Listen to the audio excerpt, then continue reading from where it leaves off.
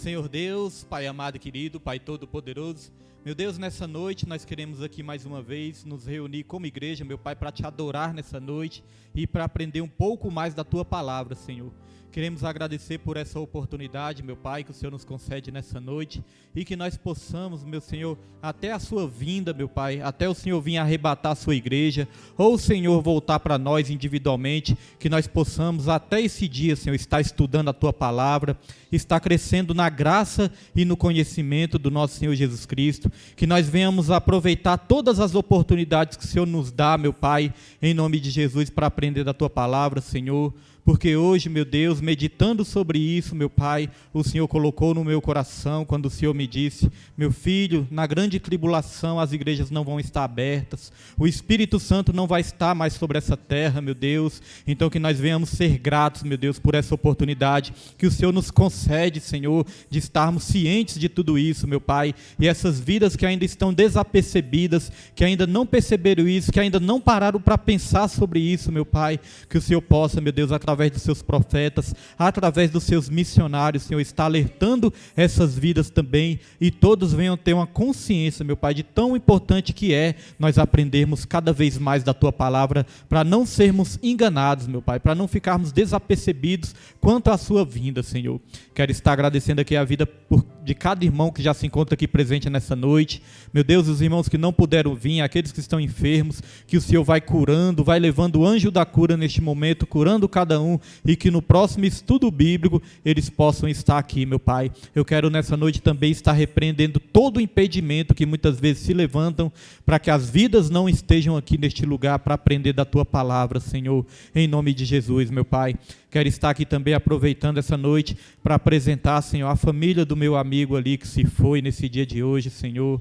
Oh, meu Pai, é muito triste, mas é o Senhor que sabe de todas as coisas. Que o Senhor possa ter feito uma obra ali naquele coração, naquela mente, Senhor. Que ele possa ali ter tido um encontro com o Senhor antes da sua partida dessa terra, meu Deus. E que o Senhor venha consolar toda a família nesse dia de hoje. Venha dar forças, meu Pai. E que este momento, Senhor, apesar de ser triste, mas que seja uma oportunidade de todos da família terem um encontro com o Senhor, meu Pai, para morar na glória com o Senhor. É o que nós te pedimos nessa noite e desde já te agradecemos em nome de Jesus. Amém.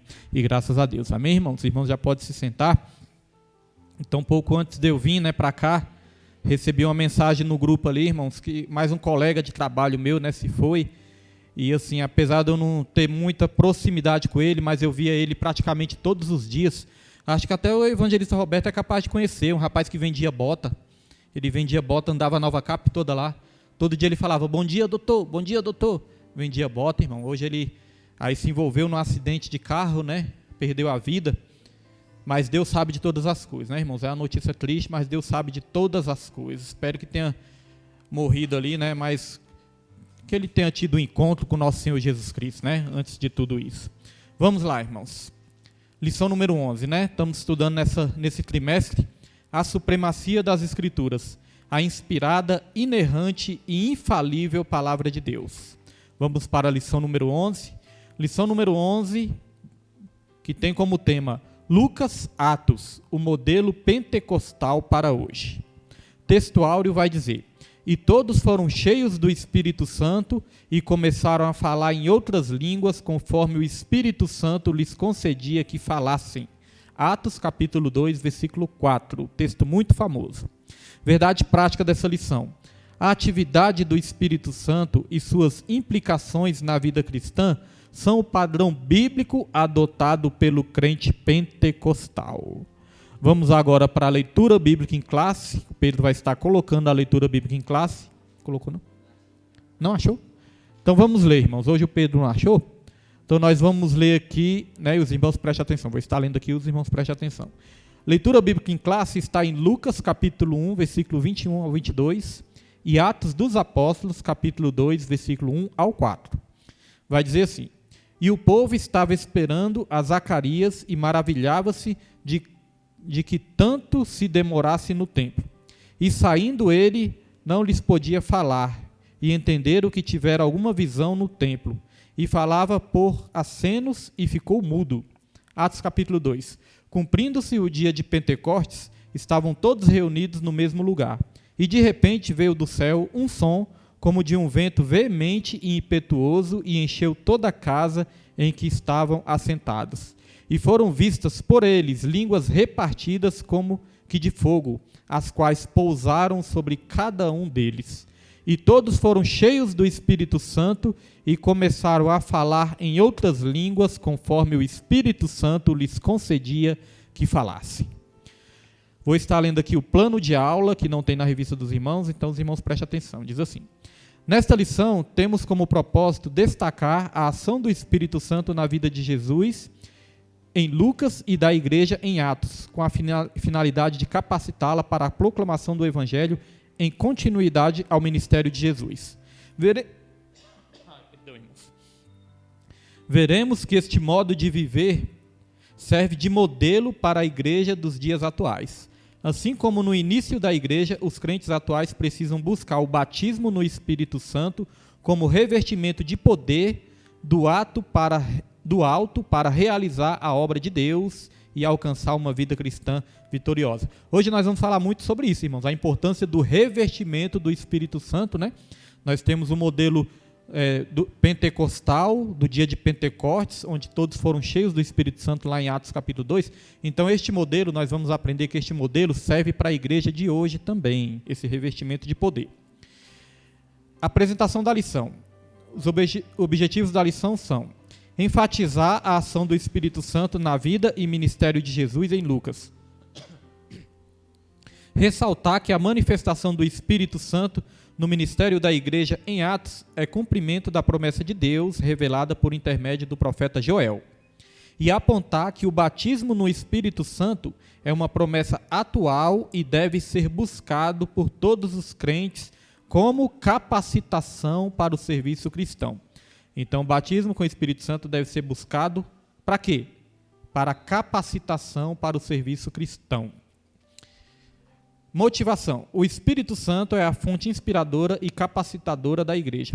Os crentes são intrinsecamente dependentes do Espírito Santo, tanto no que diz respeito ao serviço prestado na obra de Deus, quanto a uma vida íntegra e testemunhante das verdades bíblicas. É preciso buscar continuamente o revestimento do Espírito.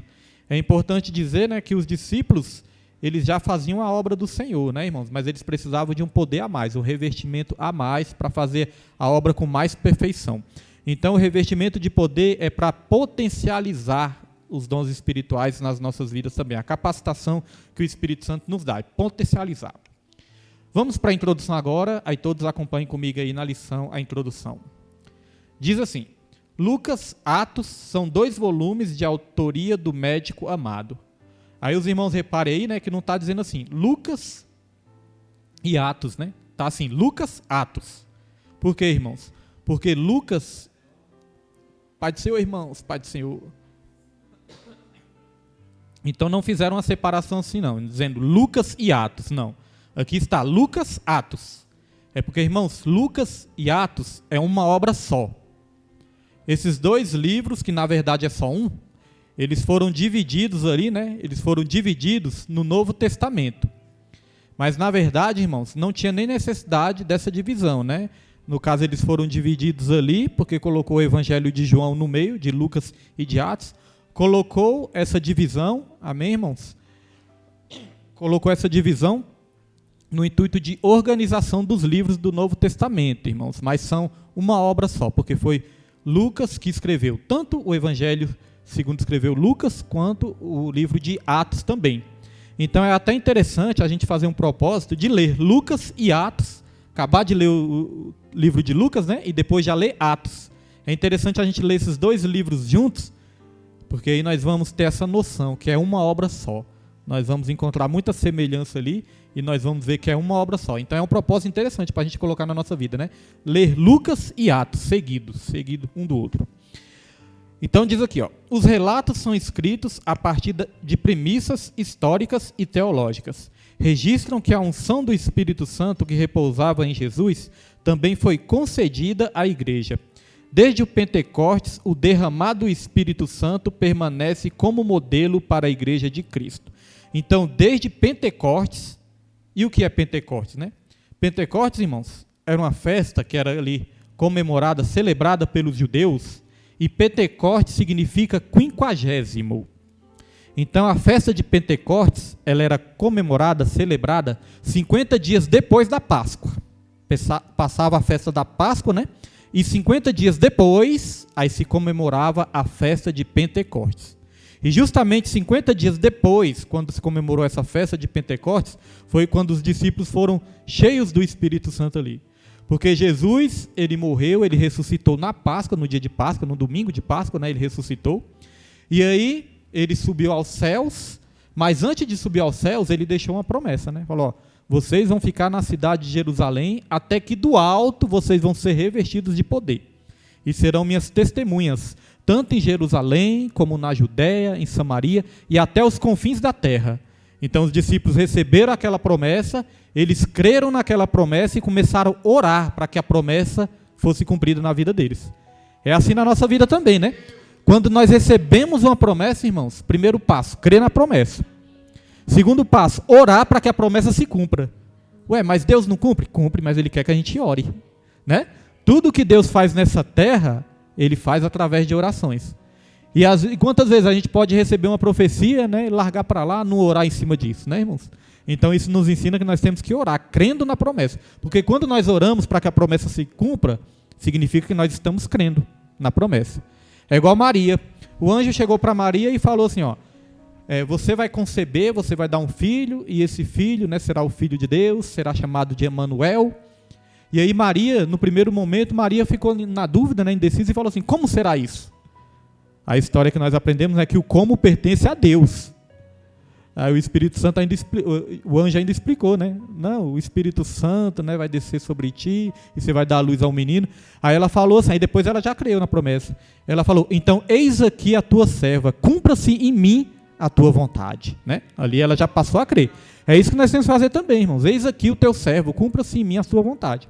Todas as vezes que eu recebo alguma profecia na minha vida, eu falo isso, Senhor, se vem de ti, eis aqui o teu servo, cumpra-se em mim a tua vontade, né? E aí a gente ora para que as promessas de Deus se cumpram. Então, eram mais ou menos 500 discípulos. Olha só, eram mais ou menos 500 discípulos que receberam essa promessa. Mas aí 380, irmãos, desistiram da promessa. Até começaram ali orando, começaram juntos, né? Porque a Bíblia fala que todos perseveravam unânimes em oração. Unânimes era todo mundo junto, num só foco, num só propósito. A importância da igreja orar junto, né? Num só foco, num só propósito. Todos crendo na mesma promessa.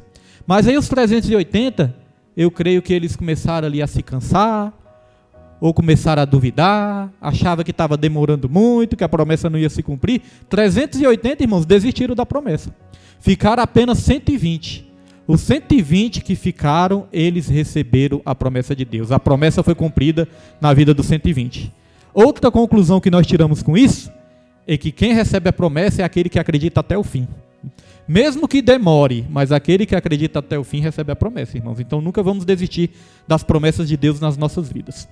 Então, continuando aqui, vai dizer, ó, os relatos são escritos a partir de premissas históricas, já li, né, e teológicas. Registram que a unção do Espírito que repousava em Jesus também foi concedida à igreja. Isso é importante, ó. A mesma unção que repousava em Jesus foi concedida também à igreja.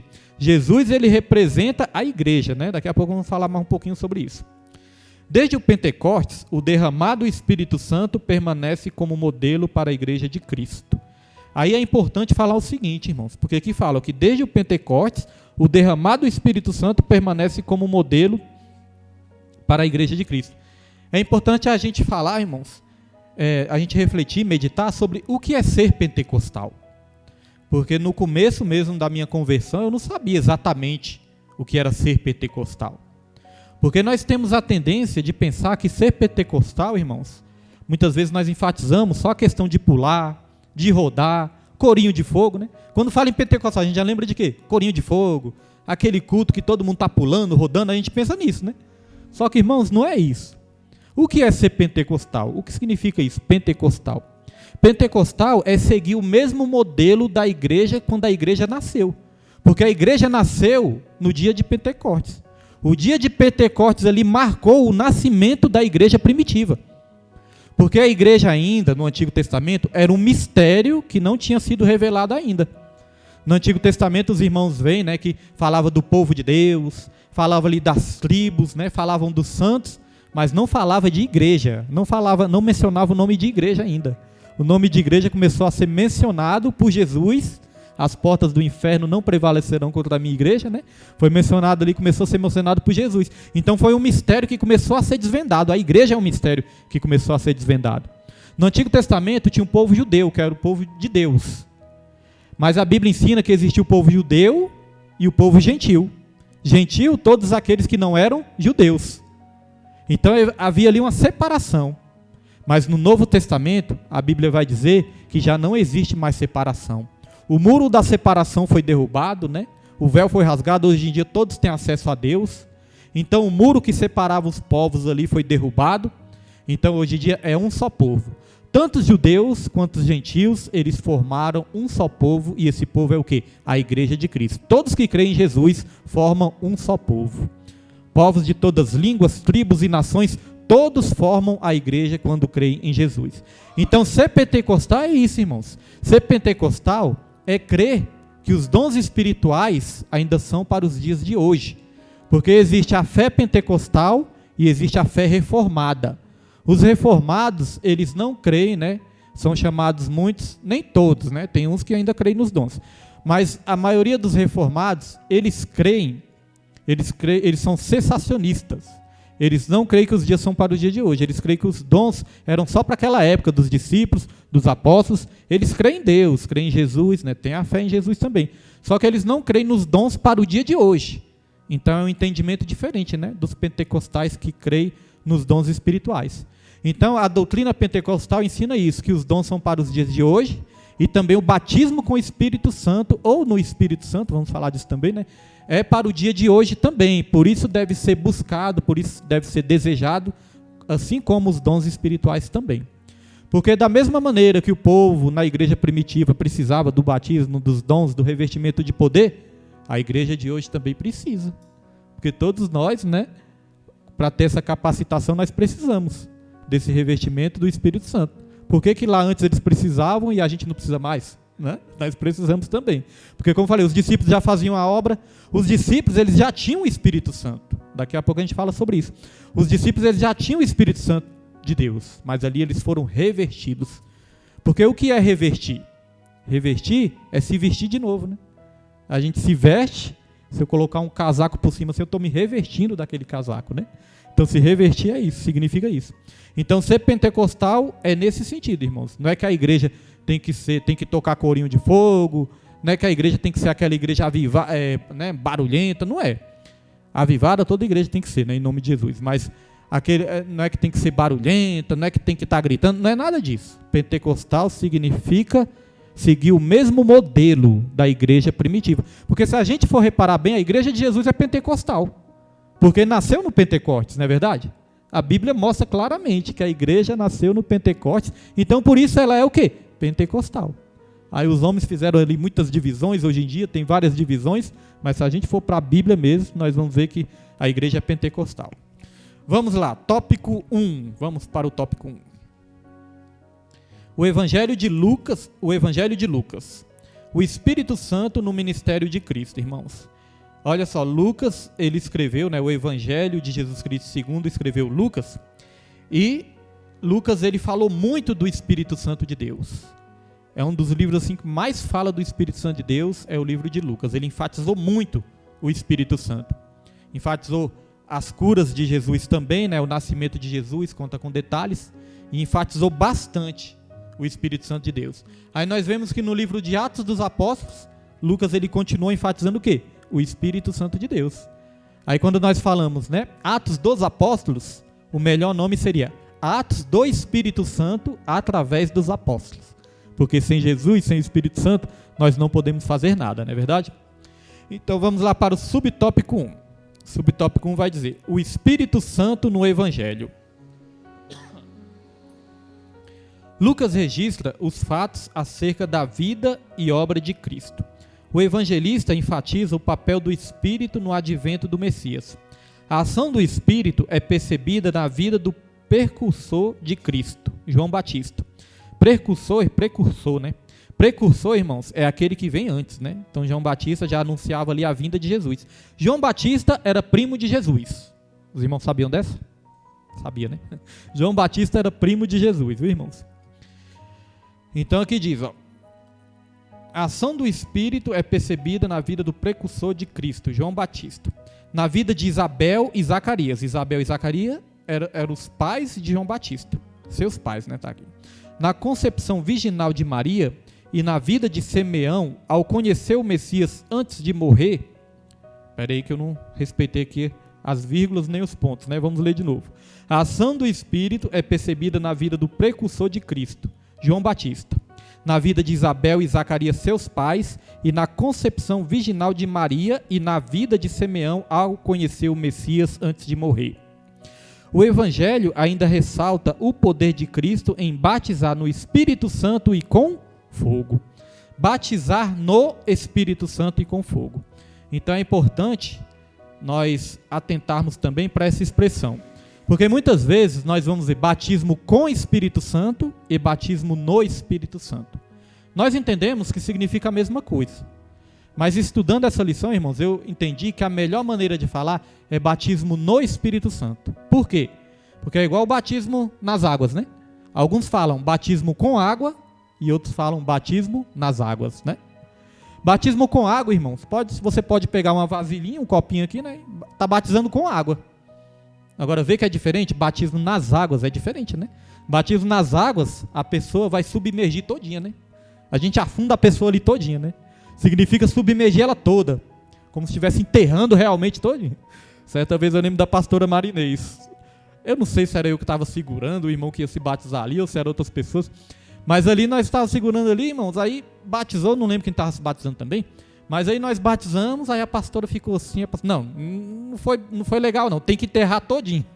Tem que enterrar a pessoa toda, por completo. Aí nós mergulhamos a pessoa todinha de novo, né? Porque significa realmente isso, irmãos, enterrar por completo. Já pensou em enterrar e deixar um braço para fora? Aí não vale, né? Então, o batismo no Espírito Santo, nós entendemos que é a melhor expressão, porque significa o quê? Submergir totalmente no Espírito Santo. É como se mergulhasse, né? No mar do Espírito Santo, no rio do Espírito Santo, como se mergulhasse totalmente. Aí batismo com água, irmãos, é igual, eu falei, né? Pode pegar uma vasilhinha, pegar aquele negocinho que os padres usam, né? E batizar com água. Irmãos, não é isso que vai diferenciar se a pessoa é salva ou não, né? Porque não é o batismo que salva, o batismo apenas acompanha a salvação. Por exemplo, se a pessoa estiver num lugar onde não tem condições de mergulhar no rio, o batismo ali com fé, pode jogar água, só um pouquinho de água, pode botar só uma gotinha de água. Mas o que vai salvar é a confissão da pessoa, a confissão pública de fé. Então, quando não tem condições, não tem problema nenhum essa diferenciação aí. Mas, de preferência, quando nós temos condições, o melhor é submergir. Porque o próprio Senhor Jesus Cristo fez isso, né? Ele se batizou no Rio Jordão. E o Rio Jordão, as águas são correntes. E ele se submergiu todinho ali no Rio Jordão ali. Então, a gente segue o exemplo do mestre também. Então, deu para diferenciar, né? Batismo com e batismo no, né? Então, a melhor expressão é no. E outra coisa também, irmãos, aqui fala batismo com o Espírito Santo e com fogo. Aí existe uma grande discussão, existe um grande debate aí, os teólogos debatem até hoje, que alguns teólogos entendem que esse batismo com fogo é o juízo de Deus.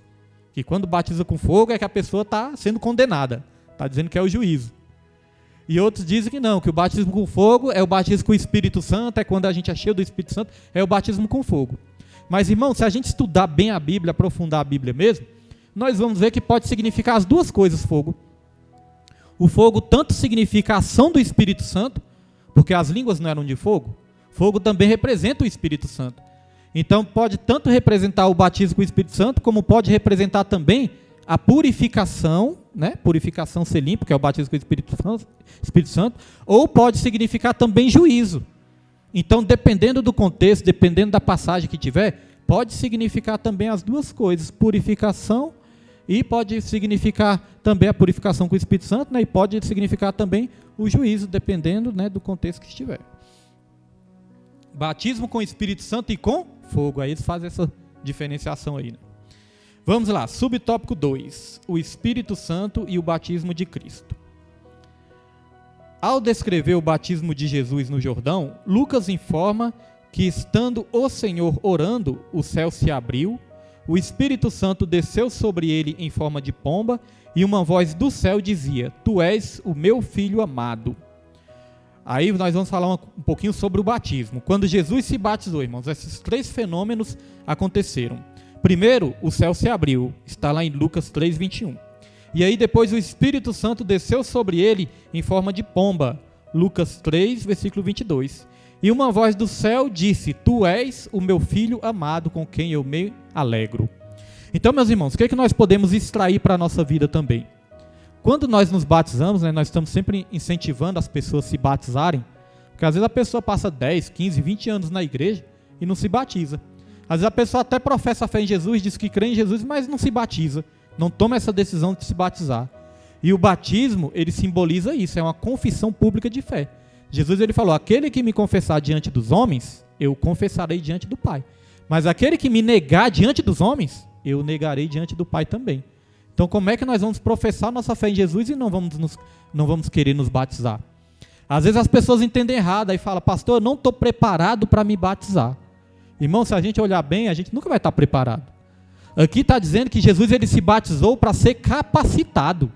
O próprio Senhor Jesus Cristo, ele se batizou para receber uma capacitação a mais. Então, às vezes a pessoa fala: não estou preparado, mas espera aí, se batiza que você vai se capacitar cada vez mais. Né, irmãos? Aí nós vamos sendo aperfeiçoados, limpos a cada dia, porque às vezes as pessoas não entendem as coisas da maneira correta. Eu também já tive essa dúvida. Aí, é igual, eu gosto de dar um exemplo. Por exemplo, eu estou doente, irmãos. Eu estou doente.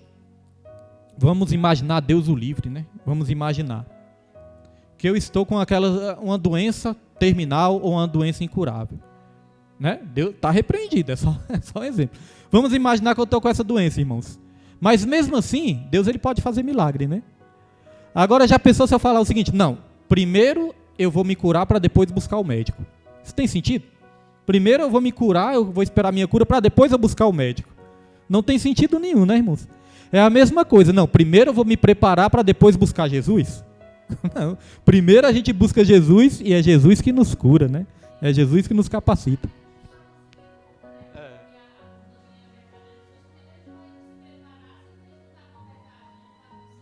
Então, aí você vê que é falta da gente entender direito, né? Porque é igual fala: não, eu vou me preparar. Qual homem que consegue se preparar sozinho, sem a ajuda de Jesus? Jesus falou: sem mim vocês não podem fazer nada. Então como é que eu vou me curar? Como é que eu vou me libertar? Como é que eu vou, né, libertar das coisas do mundão aí, se eu não tiver Jesus, se eu não tiver o Espírito Santo? Então às vezes as pessoas entendem errado. É por isso que é importante o ensino. Quando a gente ensina, você fala: não estou preparado. Então se batiza, que é Jesus que vai estar te preparando dia após dia. É uma capacitação, é um revertimento a mais. Aí olha, então, quando Jesus, ele se batizou, primeira coisa, o céu se abriu. Então é isso que nós temos que ensinar, irmãos, para os nossos filhos, para os jovens, para os nossos familiares. Fala: ó, quando você se batiza, o céu se abre para você. Às vezes o céu está de bronze, está trancado. Então se batiza que o céu vai se abrir da mesma maneira que se abriu para Jesus. E aí o Espírito Santo... Sim.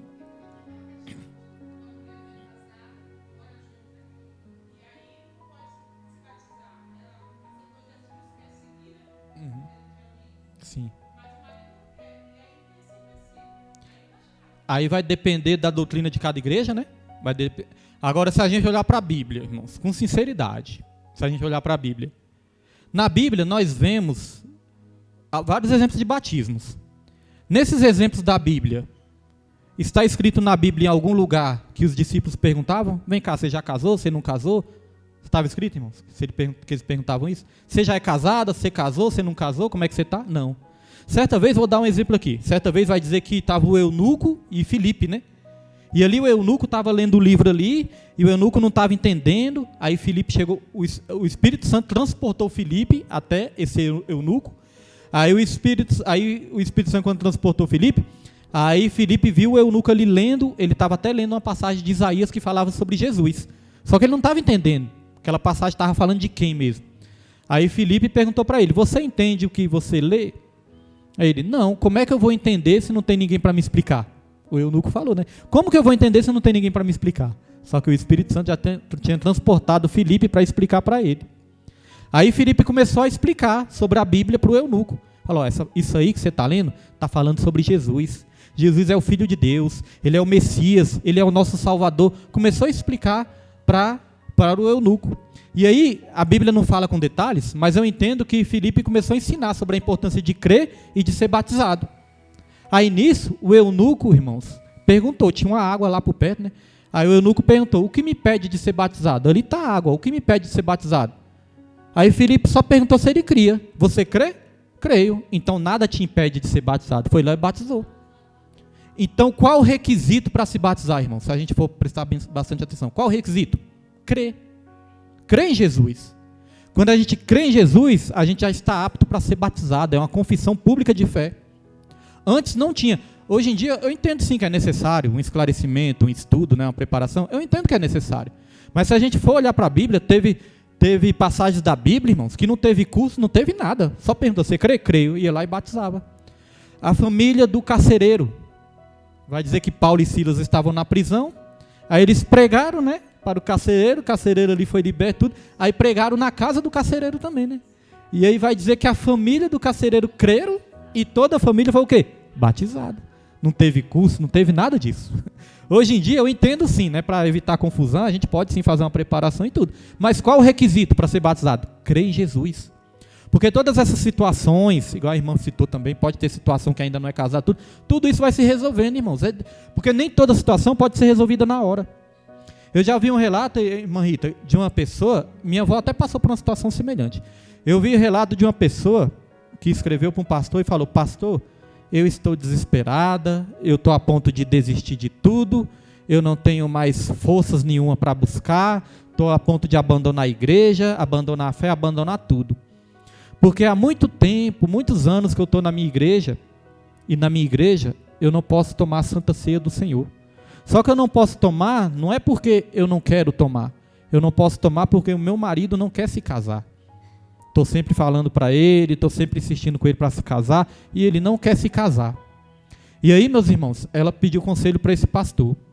Aí esse pastor, foi o exemplo dele, né? Esse pastor falou o seguinte, vem cá, a sua consciência te condena? Ele falou, não, minha consciência não me condena, porque eu tenho fé em Jesus, eu tenho fé no meu Deus, eu só não estou tendo forças mais, mas a minha consciência não me condena. Aí ela falou, se a sua consciência não te condena, seja a paz de Deus o juiz no seu coração. Eu nunca queria proibir a Santa Ceia para a senhora, nessa situação que a senhora está vivendo. É claro, irmão, se tiver uma situação que pode ser resolvida, a gente espera, né? A gente aconselha, espera resolver. Mas tem situação que não é culpa da pessoa. Pode falar, Neide.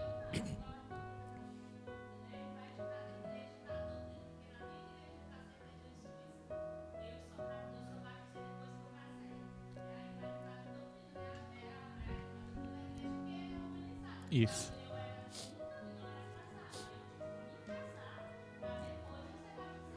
Sim. E aí depende de cada caso. Agora vamos dar um exemplo, né? Vamos dar um exemplo. Eu estou perto de morrer. E sempre fui fiel à minha igreja, né, meu ministério. Estou perto de morrer. Vamos supor, né? A minha esposa não quis se casar comigo. Estou ali quase perto de morrer. E até hoje eu nunca tomei Santa Ceia e nunca me batizei. Porque a minha esposa não quer se casar comigo. Então o que acontece, irmãos? Tem pessoas que estão sendo condenadas em vida. Tem pessoas que estão sendo condenadas em vida. Por causa de quê? Por causa de doutrina. Né? Vai ver que tem coisa que Jesus não está nem condenando, mas o homem está. Não é? Porque não é culpa da pessoa, irmão. A pessoa vai fazer o quê? Vai obrigar a pessoa a casar à força? Não tem como, né? Então, nesse caso, irmãos, eu como pastor, não tenho medo nenhum de falar isso. Eu como pastor, cada caso é um caso, cada caso pode ser estudado. Se dá para resolver, fala, não, vamos esperar você resolver, aí depois você batiza. Agora, se não dá, irmãos, vai a pessoa no leito do hospital, pastor, eu nunca me batizei porque eu não me casei. Eu batizo as pessoas na mesma hora. Pastor, eu nunca tomei uma Santa Ceia porque meu marido não quis me casar e aí minha igreja não deixava. Eu ministro na mesma hora a Santa Ceia para ela. Porque tem coisas que Jesus não está condenando e o homem condena. Olha só, irmãos, as coisas de Jesus é loucura para o homem. Judas, irmãos, Jesus ele já sabia que Judas tinha traído ele.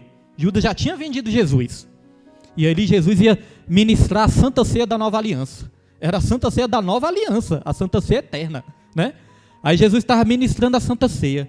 Ali vai dizer que Jesus partiu o pão e Jesus distribuiu o pão para todos. Vai dizer que Jesus negou para Judas? Jesus chegou para Judas, não, você é traidor, você não vai comer não. Já sabia. E Jesus, ele distribuiu para todos, não negou nem para Judas a Santa Ceia. Mas aí tem a questão, né? Como fala, a Bíblia interpreta a própria Bíblia. Só que o apóstolo Paulo também, ele ensinou o seguinte, fala, examine-se o homem a si mesmo. Eu não vou dizer que você pode, que você não pode, examine-se o homem a si mesmo. Vá e coma do pão. Cada um vai se examinar. Se a gente se examinar, irmãos, não vai ter ninguém perfeito para tomar a Santa Ceia, não é verdade? Eu tenho mérito, eu vou tomar. Não, nosso único mérito é admitir que nós não temos méritos nenhum. Não é verdade, irmãos? Examinar significa o quê? Reconhecer os nossos pecados, pedir perdão para Deus e procurar abandonar. Agora, se eu estiver no pecado, irmãos, da prostituição, do adultério, e ficar tomando a Santa Ceia assim mesmo, conscientemente, como se nada tivesse acontecido, eu estou tomando para a minha própria condenação. Então, deu para entender? Não é o pastor que vai negar, a pessoa é que vai ter que ter a consciência.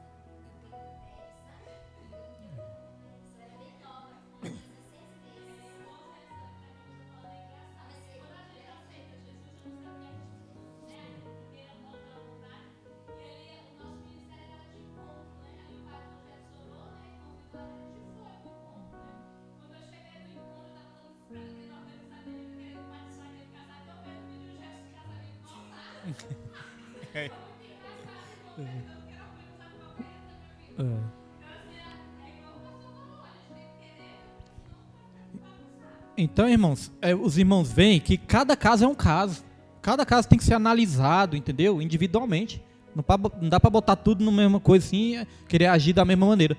Né? É igual aqui na igreja. Qual a recomendação aqui para a igreja? A recomendação é essa. Não está casado? Procura se casar. Se é questão de documento. A gente procura ouvir tudo. Ó, irmãos, meu caso particular.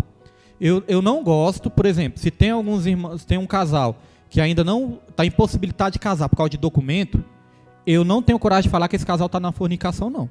Se o casal já tem família, tem filhos, né, e tudo, e está impossibilitado por causa de documento, eu vou falar que o casal está na fornicação, irmão? Porque fornicação é a pessoa fazer algo intencional ali, porque quer mesmo e não quer resolver a situação. É uma família, constituir o filho, tudo, tem que respeitar. Quem sabe é Deus, não é verdade? Quem sabe é Deus. Fornicação é algo intencional, porque às vezes as pessoas ainda não eram nem evangélicas, né? Se juntaram e está resolvendo as coisas. Então tem que ter cuidado, porque às vezes a pessoa entristece e desiste da fé de vez, é condenada ainda em vida. Então nós temos que ter cuidado com isso, né, irmãos? Ia falar alguma coisa?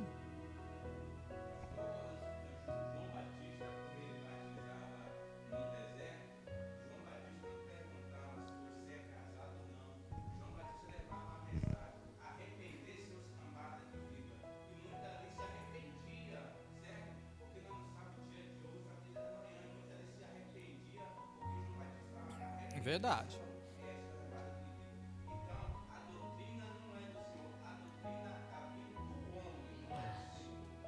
Isso é importante, evangelista Roberto, porque o João Batista, ele batizava, era multidões.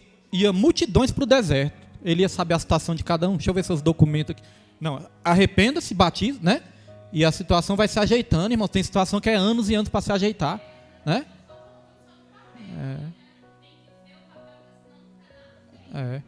Aí a questão da organização também é importante, igual eu falei, né? A gente vê o caso de cada um e fala, não, tá resolvendo? Vamos esperar resolver e tal, aí batiza, toma a Santa Ceia, porque tem situação que dá para resolver. Agora aqueles casos extremos aí já é outra coisa, né, irmãos? A organização também é importante, porque senão ia virar bagunça também, né? Tem mais pessoas ia querer de qualquer jeito, né? Não é assim também. Mas cada caso é um caso e nós não podemos condenar ninguém em vida. Esse texto esclarece tudo. Seja a paz de Deus, juiz em seu coração. Porque senão não pode condenar, né? Mas Deus, o Senhor sabe, o Senhor conhece meu coração aqui. O Senhor sabe a situação que eu estou passando, né, irmãos? Então tem muitos casos aí de pessoas, até, né, eu creio que existe casos de pessoas que morreram sem tomar a Santa Ceia, por causa de uma situação que não é nem culpa dela, né, irmãos? Não é culpa da pessoa. Não é complicado esse negócio? É complicado. A pessoa chegar para mim no particular, irmãos, eu vou ouvir toda a situação.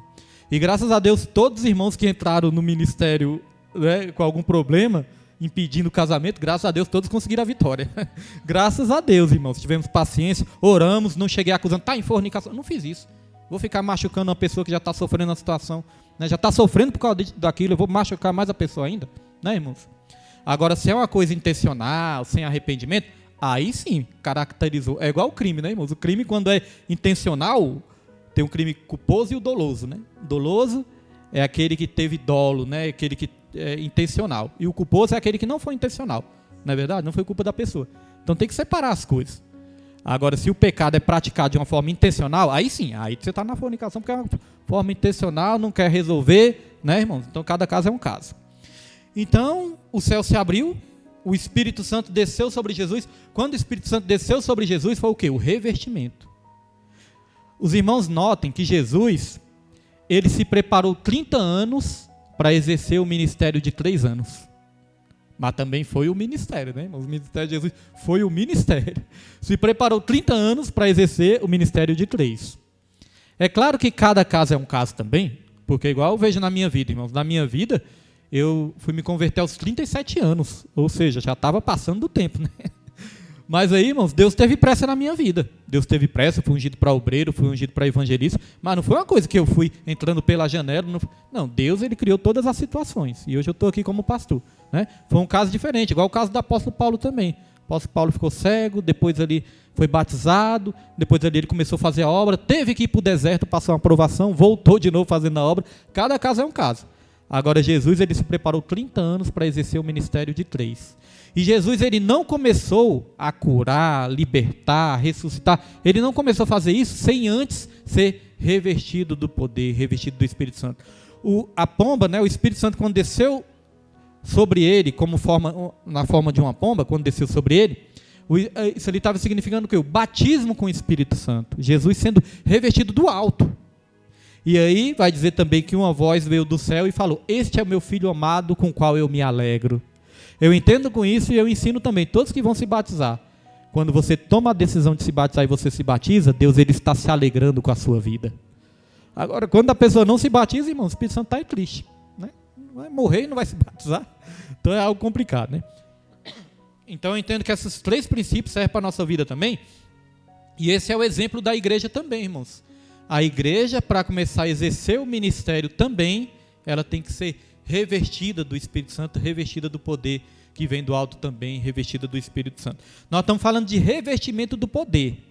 É claro que o batismo com o Espírito Santo, se a gente for olhar na prática mesmo, o batismo com o Espírito Santo, irmãos, é uma experiência que cada um experimenta de uma maneira. Já vi vários testemunhos de batismo com o Espírito Santo, de formas diferentes, locais diferentes, em épocas diferentes também. Alguns são revestidos, alguns são batizados com o Espírito Santo no momento da conversão, e outros são o quê? Depois da conversão. Nós vamos falar dessa diferença também. A conversão é uma coisa, o revestimento, o batismo é outra coisa, e deve ser buscado sempre. Então é um modelo para a igreja, né? Ser revestido de poder assim como Jesus foi. Vamos lá. O evento da descida do Espírito e a voz que o identificava como filho de Deus tinham como propósito marcar o início do ministério público de Jesus. Também serviam como sinal para João Batista confirmar que Jesus era o Cristo. Vamos para o subtópico 3. O Espírito Santo e a tentação de Cristo. Então olha a sequência aí, irmãos. Jesus, ele se batizou. Depois que ele se batizou, que ele foi revestido pelo Espírito Santo, aí ele foi para o deserto, ser tentado pelo diabo, irmãos. Uma coisa que nós vamos diferenciar, tentação e provação. Vamos ler aqui primeiro. Diz assim: o Espírito Santo e a tentação de Cristo. Após o batismo nas águas e cheio do Espírito Santo, Jesus foi impelido pelo Espírito ao deserto. Os irmãos memorizem aí, ó. Jesus, ele foi impelido pelo Espírito Santo, né? Ou seja, ele foi conduzido pelo Espírito Santo ao deserto. E lá foi tentado pelo diabo durante 40 dias. É importante, irmãos. Foi permissão de Deus Jesus ir para o deserto? Foi permissão, né? Foi o Espírito Santo que conduziu Jesus para o deserto? Sim, foi o Espírito Santo que conduziu Jesus ao deserto. Agora é importante dizer, né, irmãos, que não foi Deus que tentou Jesus. Foi o diabo que tentou Jesus. Deus, ele provou Jesus, porque era necessário. Era necessário porque Jesus já estava cheio do Espírito Santo, era necessário Jesus passar por essa prova, porque nós somos provados para sermos aprovados. Jesus também teve que passar por isso. Lá em Tiago 1, capítulo 1, versículo 13, vai dizer: ninguém ao ser tentado diga eu sou tentado por Deus, porque Deus a ninguém tenta e nem pode ser tentado pelo mal. O homem é tentado pelas suas próprias cobiças, da cobiça vem, a cobiça depois de ter concebido dá luz ao pecado, e o pecado gera a morte. Está falando do homem, né? Só que Jesus, irmãos, Jesus ele não caía em tentação por causa de cobiça nenhuma, né? A Bíblia fala que ele foi tentado em tudo. Em tudo que nós somos tentados aqui, Jesus ele foi tentado também. Porém, não pecou. Mas Jesus ele tinha que passar. Então olha só a diferença de tentação para provação. Tentação tentação vem do diabo. Agora provação vem de Deus. Tentação é para nos derrubar. Provação é para nos colocar de pé. Tentação é para nos fazer mais parecidos com o diabo. E provação é para nos fazer mais parecidos com Deus. Deu para ver a diferença, né? Então nós temos que ser provados por Deus para sermos aprovados. Então vamos lá. Nesse período, manteve a comunhão com o Pai. Olha como vencer a tentação, irmãos. Aqui o segredo como vencer a tentação. Ó. Nesse período, manteve a comunhão com o Pai. Então a maneira de vencer a tentação, manter a comunhão com o Pai. Né? E se fortaleceu por meio da oração e do jejum. Olha outro segredo de vencer, né? Vencer a tentação. Se fortalecer na oração e no jejum. Aí aqui diz mais, ó, a vitória do Senhor sobre a tentação demonstra que ele estava capacitado para cumprir o seu ministério. Cristo venceu o diabo pelo poder do Espírito e da palavra de Deus. Então olha os segredos aqui, irmãos. Está tudo aqui o segredo para vencer a tentação. Ó. Ter comunhão com o Pai, se fortalecer na oração e no jejum, ser cheio do Espírito Santo e, o finalzinho diz o quê? Através da palavra de Deus. Jesus venceu o quê? Falando, ó, também está escrito. O diabo, irmãos, ele quis distorcer as escrituras, né? Ah, se você é o filho de Deus. Olha só que interessante. Quando Jesus foi ser batizado, aí o próprio Deus falou assim, ó, o próprio Deus testemunhou, falou, tá aí o meu filho amado, com quem eu me alegro. Você é o meu filho amado, com quem eu me alegro. Então Deus já tinha ali testificado que Jesus era o filho dele. Aí o diabo já quis colocar dúvida, né? Porque Jesus ele veio como homem também. Jesus estava no deserto, estava ali sem comer, sem beber. Aí o diabo ele aproveitou aquela fragilidade física para querer tentar Jesus. O diabo ele aproveita as nossas fragilidades para querer nos tentar e nos derrubar. Agora Jesus ele estava fragilizado fisicamente, mas espiritualmente ele estava cheio de poder, né? E quantas vezes, irmãos, nós queremos fortalecer a nossa carne, mas enfraquecemos o espírito? Hoje em dia, irmãos, eu tenho observado e Deus tem falado muito disso. Hoje em dia, como as coisas estão ficando mais difíceis, tudo encarecendo, tudo ficando caro, nós tendo que trabalhar cada vez mais, mas é perigoso, irmãos, a gente deixar de confiar em Deus e começar a confiar no nosso braço. Ah, as coisas estão difíceis, vou ter que trabalhar cada vez mais, vou ter que trabalhar 24 horas por dia. Aí nós estamos confiando na força do nosso braço. O que diz o Salmo 127? Se o Senhor não edificar a casa, em vão trabalhos que a edificam. Aí vai continuar dizendo ali, ó, não vai adiantar nada acordar cedo, trabalhar até altas horas, porque Deus dá o sono àqueles que temem a Ele, Deus dá o descanso àqueles que o temem, Deus dá o pão àqueles que o temem, até quando esses estão descansando, até quando eles estão dormindo. Salmo 127 vai falar, ó, essas pessoas estão comendo pão de dores. Pão de dores. Por quê? Se matando de trabalhar, até consegue o sustento ali, mas é um pão de dores, acrescentando dores. E a Bíblia fala em Provérbios 10, versículo 22, as bênçãos do Senhor é que enriquece e não acrescentam dores. Então note, irmãos, que quando nós buscamos o reino de Deus, a justiça dele em primeiro lugar, as demais coisas são acrescentadas. Nós temos que crer nisso. Senão nós vamos nos matar ali confiando na força do nosso próprio braço. Então nossa confiança está totalmente em Deus. Fala, Senhor, a Bíblia ensina sim que nós temos que trabalhar, é através do suor do nosso rosto, mas nós temos que falar, Senhor, que o meu trabalho não tire meu tempo com o Senhor, que o meu trabalho não tire minha comunhão com o Senhor. Quando eu fui consagrado para obreiro, foi a primeira coisa que eu pedi para Deus. Falei, Deus, que meu trabalho não venha tirar o meu tempo com o Senhor. E até hoje, graças a Deus, não tem tirado, irmãos. Trabalho, até faço hora extra, mas sempre tenho tempo ali para fazer a obra do Senhor. No sábado eu faço até hora extra, mas chega em tempo até de fazer a programação e para o evangelismo. Então é só a gente pedir para Deus, irmão. Nós temos que pedir para Deus, confiar nele, que eu creio que ele abre portas sim para todos nós. Então, meus irmãos, o diabo ele aproveitou uma fragilidade física para tentar Jesus, mas Jesus estava cheio do Espírito Santo. O diabo quis distorcer a palavra, mas Jesus venceu também com a interpretação correta da palavra. Porque o diabo falou assim, ó, se você é realmente o Filho de Deus, você está com fome, ó, transforme essas pedras em pães. Mas aí Jesus falou, mas também está escrito, nem só de pão viverá o homem, mas de toda a palavra que sai da boca do Senhor. Jesus está dizendo o seguinte, ó, diabo, você quer distorcer a palavra, mas a interpretação correta é essa. É isso que o diabo quer fazer hoje em dia também, os falsos profetas.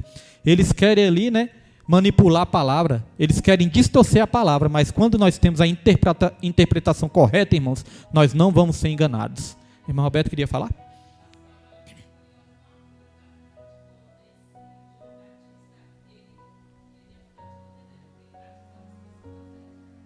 Sim, João Batista foi o último profeta que nós podemos dizer que existiu antes de Jesus, né? Foi o último profeta ali, aquele que marcou a transição do Antigo Testamento para o Novo Testamento. Então nós podemos dizer que João Batista foi o último profeta do Antigo Testamento. Depois já veio Jesus, né? E depois os profetas do Novo Testamento também. Ele era um profeta, ele profetizou a vinda de Jesus. E uma coisa interessante, a Bíblia não fala de nenhum sinal assim miraculoso, de cura, de ressurreição, nada que marcou a vida de João Batista. O que marcou a vida dele foi a pregação.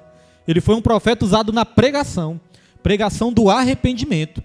Então, irmãos, para ser profeta, não é que a pessoa tem que levantar defunto, né, curar um cego. Não, irmãos, muitas vezes o profeta vai ser usado na pregação da palavra e é profeta do mesmo jeito. A Bíblia fala que nascido de homem nunca surgiu profeta maior do que João Batista. E olha que ele não ressuscitou nenhum morto.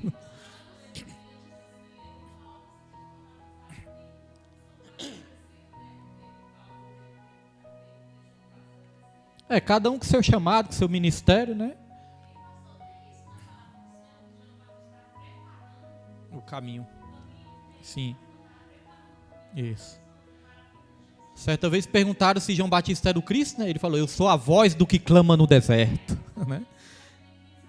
Porque em Isaías tem, que ia preparar o caminho, tudo isso tem em Isaías. E é interessante que Jesus, ele citou muito o profeta Isaías. E João Batista também. João Batista, ele cumpriu muitas das profecias que estavam escritas lá em Isaías. Ele preparou o caminho para a vinda de Jesus. Interessante, irmãos, que a pregação de João Batista era o quê? Arrependimento. A pregação de Jesus, arrependimento. Pedro, depois que foi batizado com o Espírito Santo, qual foi a pregação? Arrependimento também.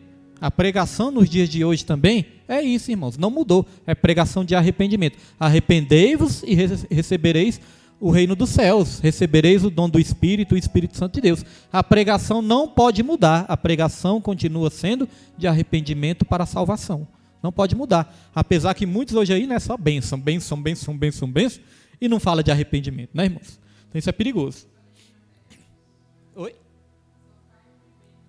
Pois é, bens materiais.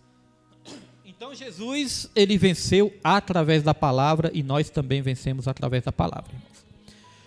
Quando o diabo levou Jesus para o pináculo do templo, irmãos, era lá no alto do templo, assim, né? Era muito lindo o templo.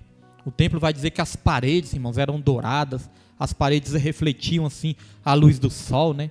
O domo ali do templo também é algo muito bonito, era como se fosse um bronze que reluzia. Quando o sol batia ali, aquilo era tão lindo, que até os discípulos ficavam achando lindo, né? Olha, Senhor, que bonito, que lindo. Aí Jesus falou, tá vendo tudo isso aí? Não ficará pedra sobre pedra.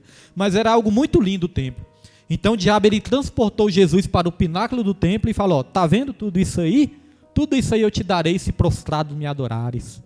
Aí Jesus falou, mas também está escrito, somente a Deus adorará e somente a Ele se prostrará, irmãos. Então é como se o diabo estivesse pregando na igreja mais top daquela época. Porque o templo, irmãos, simbolizava as igrejas, né, de hoje em dia. No templo, simbolizava as igrejas. É como se o diabo, irmãos, estivesse pregando na melhor igreja de hoje em dia, pregando a palavra de Deus, mas tudo distorcido. Isso simboliza, irmãos, significa que o diabo, ele pode sim entrar dentro das igrejas, pode ser a melhor igreja que existe, maior, com maior estrutura, mas o diabo, ele pode entrar dentro da igreja, tomar o púlpito, tomar o microfone e distorcer a palavra. Fez isso com Jesus, né, irmãos? Então isso é algo muito, muito interessante. Outra coisa interessante da tentação do deserto, dá até uma pregação, irmãos, vou falar tudo. A tentação do deserto, irmãos, vai dizer que a palavra de Deus é a espada, né? A espada do Espírito. E nós vencemos através dessa espada do Espírito. Mas vai dizer que Jesus deu uma espadada no diabo? Ah, eu vou te dar uma espadada. Não foi, né? Jesus, irmãos, ele deu uma espadada na própria mente dele. A palavra teve que entrar, foi na mente dele. Porque o diabo ele estava introduzindo coisas na mente de Jesus. Não, você é o filho de Deus. Você pode se jogar daqui. Então, o diabo querendo introduzir pensamentos na mente de Jesus. Então, cada vez que o diabo introduzia um pensamento na mente de Jesus, um pensamento enganoso, Jesus dava uma espadada com a Bíblia na própria mente dele.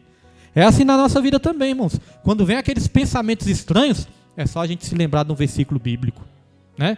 O diabo fala, você é um derrotado. Opa, eu sou mais do que vencedor por meio daquele que me amou. Né, irmãos? Ah, você vai ser condenado ao inferno. Opa, a Bíblia diz que todos aqueles que recebem Jesus são chamados filhos de Deus aos que creem no seu nome. A espadada não é no Satanás. A espadada é na nossa própria mente, irmãos. Pensamentos enganosos. Amém? Vamos lá. Então, vamos para o subtópico 4. O Espírito Santo e a missão de Cristo. Vencida a tentação no deserto, Jesus voltou a Galiléia e novamente aqui, irmãos, conduzido pelo Espírito. Veja que todos os momentos aqui, Jesus ele estava sendo o quê? Conduzido pelo Espírito. Olha o que diz lá em Romanos 8, versículo 14. A primeira referência de hoje, né? Romanos capítulo 8, versículo 14. Coloca aí, Pedro.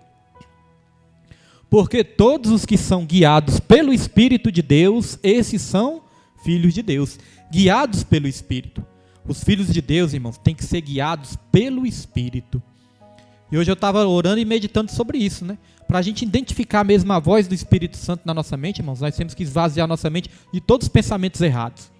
Pensamentos errados, pensamentos ruins, aquelas chateações que às vezes pode vir, né? Mágoas que às vezes pode vir, tudo isso bloqueia a voz do Espírito. São vozes do inimigo muitas vezes, né? Fica com raiva do seu irmão, fala mal do seu irmão, né? Deseja mal para o seu irmão. Aí bloqueia a voz do inimigo, falando na nossa mente, aí bloqueia a voz do Espírito. Muitas vezes o diabo vai estar gritando e nós vamos dar mais ouvido à voz do inimigo do que à voz de Deus e vai bloquear a voz do Espírito Santo nas nossas mentes. Então tem que esvaziar desses pensamentos ruins. A Bíblia mesmo fala, né? Filipenses 4, versículo 8. Diz assim, finalmente, irmãos, tudo aquilo que é justo, agradável, de boa fama, tudo aquilo que é puro, se tem algum louvor, que seja isso que ocupe os vossos pensamentos. Trocar pensamentos ruins por pensamentos bons. É como eu falei, como ensina a palavra, eu prego, irmãos, às vezes na rádio também, eu vejo, quase sempre assim, eu fico percebendo. Eu noto a ação do inimigo, querendo colocar coisas na nossa mente, irmão. Dá para perceber nitidamente. Já percebeu, irmãos, tem alguns pensamentos assim tão estranhos que você fala, da onde vem esse pensamento? Esse pensamento não vem de mim. E na verdade, irmãos, é o inimigo meu. Eu não sei como ele faz isso.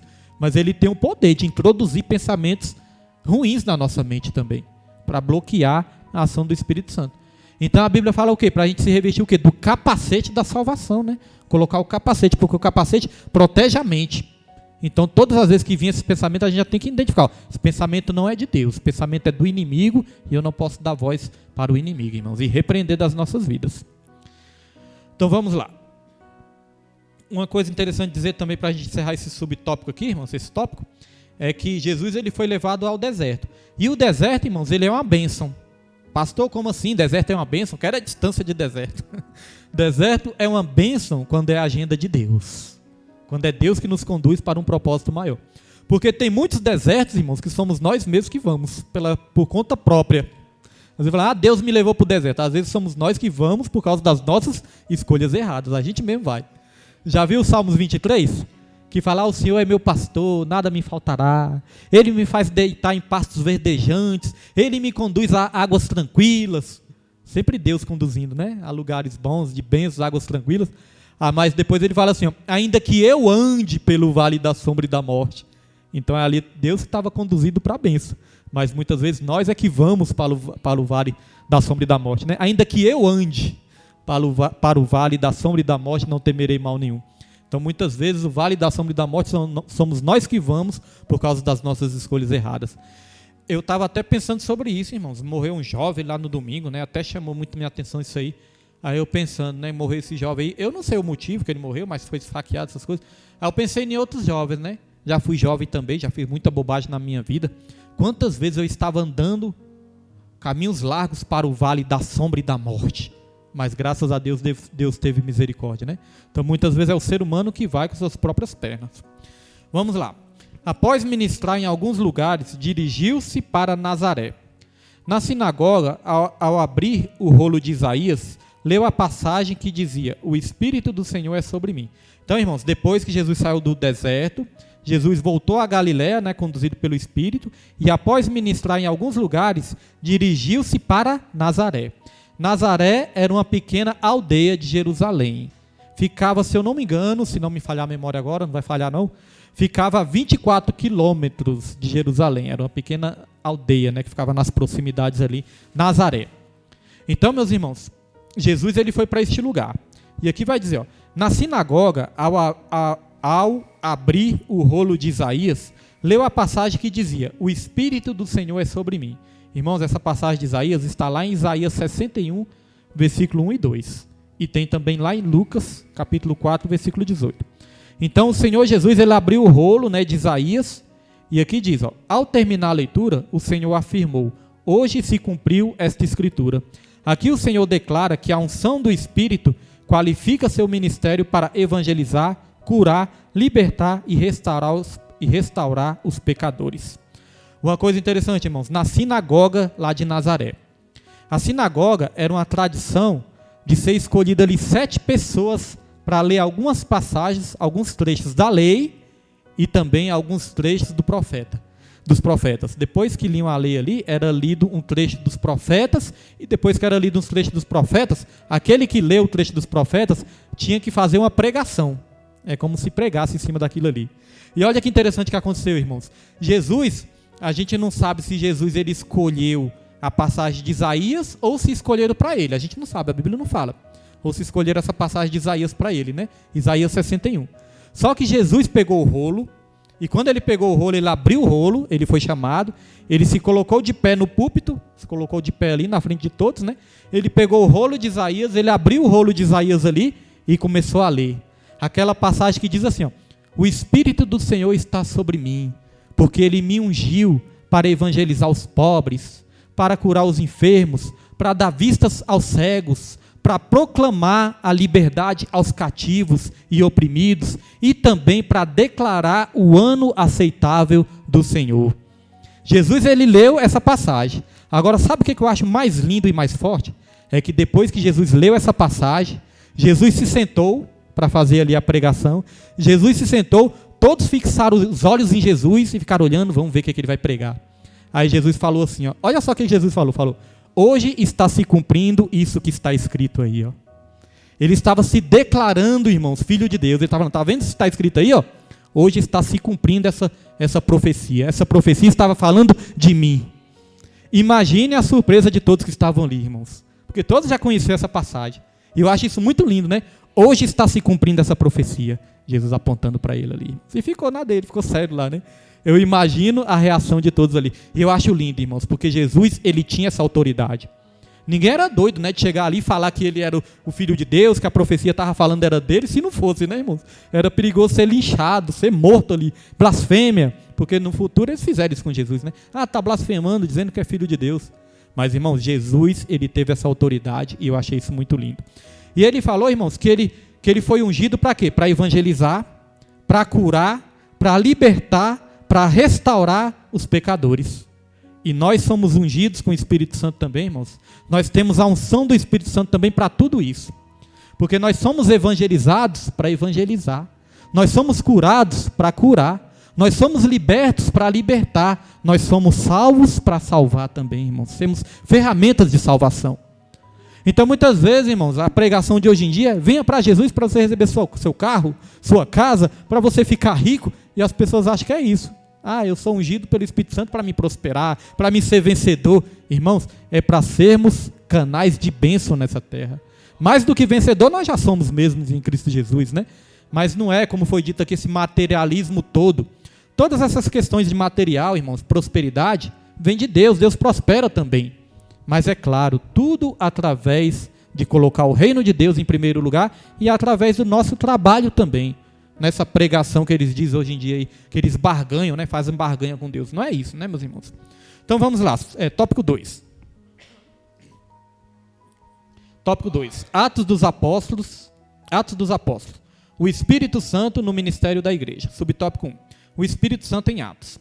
Ao concluir o evangelho, Lucas anota que Jesus instruiu os discípulos a esperarem o revestimento do poder do alto. Então, como foi dito, né, esperar a promessa, né, ter fé na promessa. Após o Senhor ter sido elevado aos céus, o livro de Atos dá prosseguimento a essa narrativa. O autor ratifica que o derramamento do Espírito era a capacitação necessária para a evangelização dos povos. Então, irmãos, o Espírito foi derramado. Em Atos dos Apóstolos, capítulo 2, foi quando o Espírito foi derramado sobre toda a carne, cumprindo com a profecia de Joel, que falou que nos últimos tempos, nos últimos dias, o Espírito seria derramado sobre toda a carne. Vossos filhos e vossas filhas profetizarão. Vossos jovens terão visões, e vossos velhos terão sonhos. Eu acho que eu estou nessa parte dos velhos, que eu sonho que só. Então, meus irmãos, aí fala, o meu Espírito vai ser derramado sobre toda a carne, sobre servos, sobre servas, sobre homens, sobre mulheres. Em Atos dos Apóstolos, capítulo 2, o Espírito foi derramado sobre toda a carne, irmãos. Todos que estavam crendo, né, em Jesus naquela época. Isso significa o quê, irmãos? Que o revestimento de poder é para todas as pessoas. Não existe esse negócio de crentes especiais. Uns recebem, outros não recebem. Não. Revestimento de poder é para todos. Como eu falei, tem experiências, né, que a gente percebe que são um pouco diferentes umas das outras. Mas são revestimentos de poder. Existe um debate, irmãos, e esse debate não sou eu que vou encerrar aqui não, viu?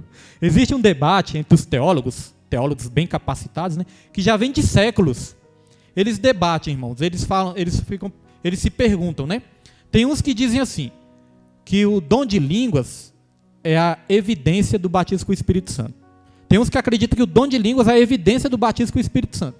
Outros já pensam diferente. Outros pensam, não é só o dom de línguas que é a evidência do batismo com o Espírito Santo, não. Tem outras coisas também que evidenciam o batismo com o Espírito Santo na vida das pessoas. Só que isso é um debate que tem, né? Tem uns que pensam de um jeito, outros pensam de outro. Isso já vem de séculos e séculos e séculos, e como eu disse, não sou eu que vou bater o martelo aqui, dizer que é isso, dizer que não é aquilo, né, irmãos? Agora eu tenho uma maneira também de entender a Bíblia, porque a Bíblia fala o seguinte, apóstolo Paulo, pregando para a igreja de Coríntios, ensinando ali, né? O apóstolo Paulo falou assim, ó, ele fez algumas perguntas, ele falou, por acaso todos profetizam? A resposta é o quê? Não, né? Todos têm um dom de interpretação de línguas? Não. Aí tem uma hora que ele fala também, todos falam em línguas? E qual é a resposta? Não, né, irmãos? A resposta é não, que nem todos falam em línguas.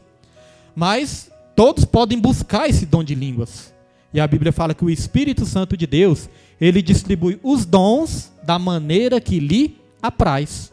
Então, da mesma maneira que nem todos profetizam, nem todos falam em línguas também. Isso vai dizer que um crente é mais espiritual que o outro? Não, né, irmãos?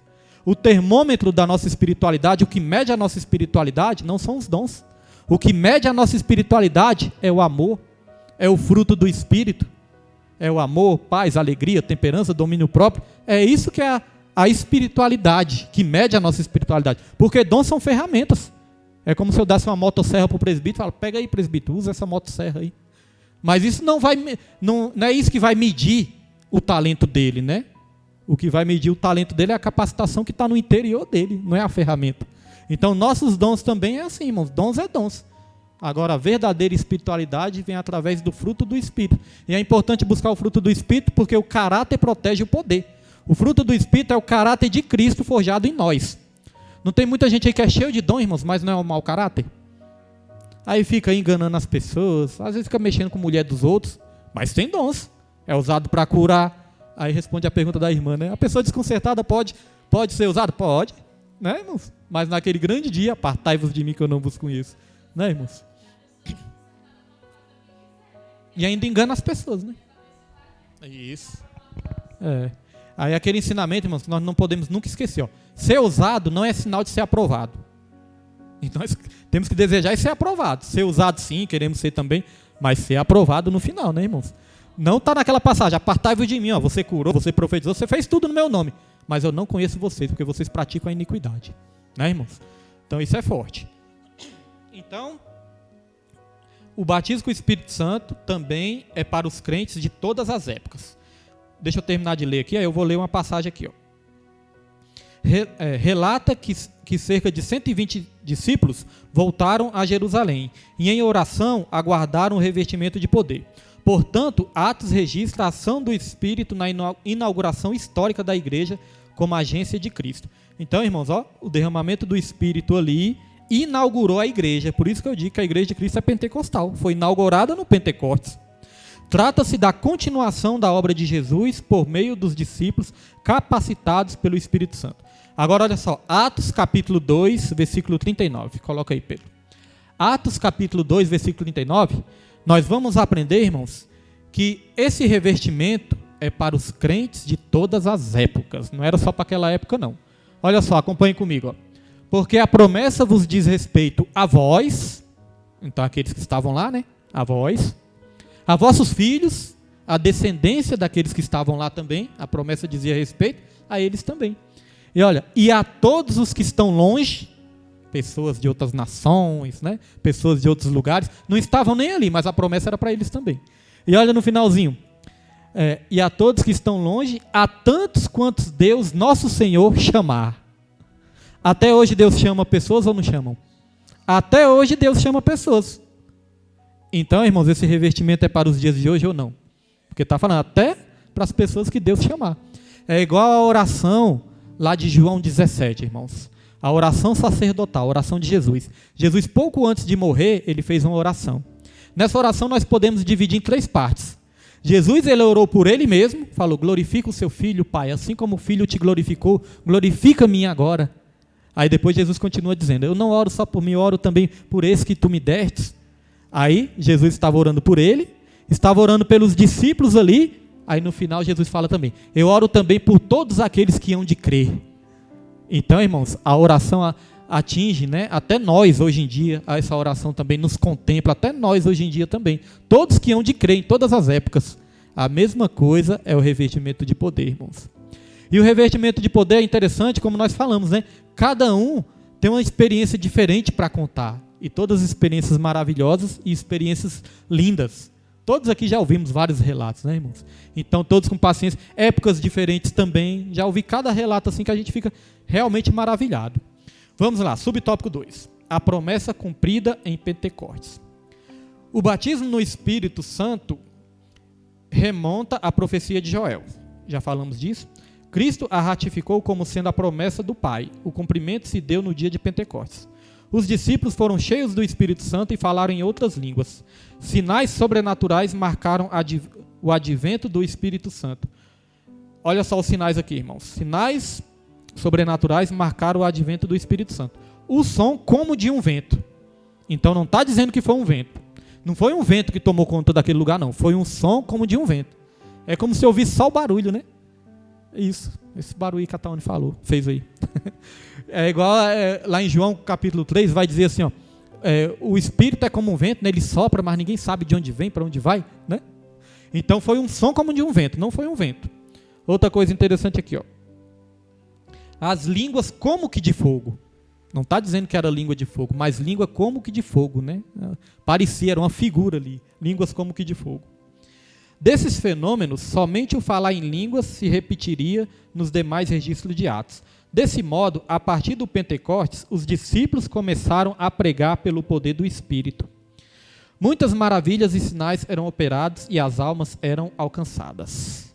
Vamos para o subtópico 3 para encerrarmos esse tópico. A expansão da igreja primitiva. O poder do Espírito capacitou os crentes para o serviço cristão. Já no primeiro sermão, Pedro anunciou Cristo com intrepidez e quase 3.000 almas se converteram. Após a cura do coxo à porta do templo e a ministração da palavra, quase 5.000 se renderam ao Senhor. Felipe, na virtude do Espírito, pregou em Samaria e vidas foram salvas. Cornélio e sua casa receberam o Evangelho pelo mover do Espírito. Paulo, cheio do Espírito, alvoroçou o mundo e milhares de almas foram salvas e curadas pela pregação do Evangelho. Esses relatos demonstram a ação do Espírito Santo na propagação do reino de Deus. Então são atos do Espírito Santo através dos apóstolos, né? Quando eles foram revestidos de poder, a pregação deles, irmãos, ficaram com mais unção, ficaram mais poderosas. Aí uma coisa que nós podemos aplicar, irmãos. O que é uma pregação cheia de unção? Pregação cheia de unção é só quando o pregador grita, ou fala em línguas, ou faz performance no altar, faz performance aqui e ali, isso é uma pregação cheia de unção? Não, irmãos. A pregação cheia de unção é a pregação que vai alcançar a mente e o coração da pessoa. Às vezes a pessoa fala com toda tranquilidade, cada um tem o seu jeito, né? E todas são bênçãos. Mas às vezes a pessoa fala ali com tranquilidade, mas a pessoa está ali, ó, sendo tocada na mente, tocada no coração, e ali a pessoa vai dando lugar, vai abrindo o coração, chora, quando vê que não, a semente foi plantada e foi germinada. Da mesma maneira também, tem pregadores pentecostais, né, que pregam ali de uma maneira mais forte, que pregam cheio da unção também. Cada um tem a sua característica, mas às vezes também tem coisas que é o homem inventando, né? Às vezes o homem inventa coisas, quer imitar um ao outro, imitar outros pregadores. Eu entendo, irmãos, que nós não temos que imitar ninguém, porque cada um tem a sua característica. Cada um tem a sua virtude e Deus ele usa cada um de uma maneira. Se eu quiser imitar outra pessoa, já não é mais eu, não é Deus me usando, sou eu que estou forçando uma barra, né? Agora, se eu deixar Deus falar, Deus, trabalhe em mim da maneira que o Senhor quiser. Aí eu conto uma história que é engraçada, que quando eu era o novo convertido, aí me converti na igreja pentecostal, aí eu vi os pregadores pentecostais pregando daquela maneira forte, né? Aí fazia... pregando da maneira forte. Aí eu pensei, eu sou pentecostal, tenho que pregar desse jeito. Aí certa vez, irmãos, eu estava pregando, aí eu pregando daquela maneira assim, a maneira que eu prego assim, né? Aí, irmãos, falaram, eu não vou citar o nome de quem falou, para não expor, mas chegaram para mim assim e falaram, William, você prega, você tem um entendimento da palavra e tudo, só falta você buscar mais unção. Aí eu fiquei assim, irmãos, fiquei triste, falei, nossa, eu não tenho unção não. Eu pensei, eu não tenho unção não. Aí eu pensava que unção era isso, eu tenho que pregar igual aquele pregador, que fica... né? Aí, irmãos, eu estava dentro do meu quarto. Eu estava dentro do meu quarto e eu tentei fazer isso. Irmãos, quando eu tentei fazer isso, eu me engasguei. E me engasguei, começou a sair lágrima no olho, fiquei rouco.